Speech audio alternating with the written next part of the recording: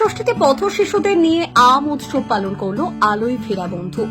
আজ রবিবার জামাই ষষ্ঠীর দিন আলোয় ফেরা স্বেচ্ছাসেবী সংস্থা কলকাতায় পথ শিশুদের জন্য করেছিল আম উৎসব। সেই অনুষ্ঠানের প্রধান আয়োজক ছিলেন সঞ্জয় বসাক। উৎসবে উপস্থিত ছিলেন বিশিষ্ট সমাজসেবী অসিত সরকার। অসিত সরকার বললেন, পথ শিশুদের এই আম উৎসবে সামিল করানোর জন্য উৎসব কমিটিকে ধন্যবাদ। তিনি বললেন, এই আলোয় ফেরা সংস্থা খুবই ভালো কাজ করছে, এতে পথ শিশুদের মুখে হাসি ফুটবে। সঞ্জয় বসাক বললেন, 2014 সাল থেকে তারা এই উৎসব করে আসছে। পথ শিশুরা আম খেতে পায় না, তাই তাদের জন্য তারা কলকাতায় 4টি জায়গায় এই আম বিতরণ করছে। মোট 400 পথ শিশুর হাতে তারা আম তুলে দিয়েছে। একটি স্বেচ্ছাসেবী সংস্থা যারা পথ শিশুদের নিয়ে সারা বছর কাজ করে। এই পথ শিশুরা আজকে আমাদের সমাজে অবহেলিত। এদের না শিক্ষার ব্যবস্থা করা আছে, না খাদ্যের ব্যবস্থা করা আছে।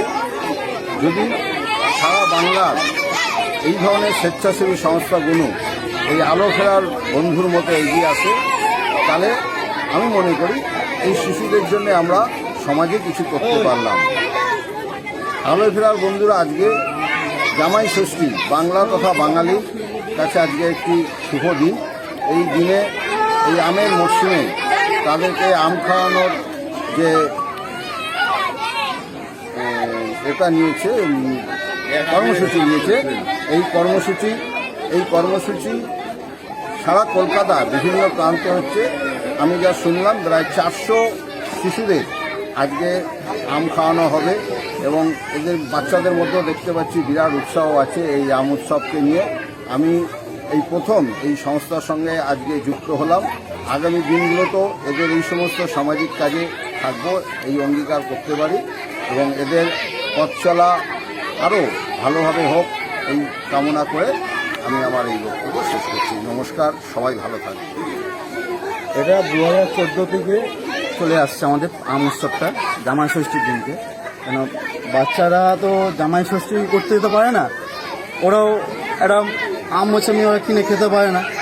কারণ আমরা আমাদের কমিটির সিদ্ধান্ত নিয়েছে একটা জামাই ষষ্ঠীর দিনকে আম উৎসব করা হোক। টোটাল 400 বাচ্চাকে নিয়ে আম উৎসব পালন করা হচ্ছে। এটা সকাল থেকে চলছে আমাদের এখানে। আজকে নিমতলা স্ট্রিটে এটা শেষ প্রোগ্রাম চলছে। এটা কত জায়গায় চলছে আজকে? আজকে 4 জায়গায় চলছে। কত বাচ্চাকে এই আম উৎসবের মধ্যে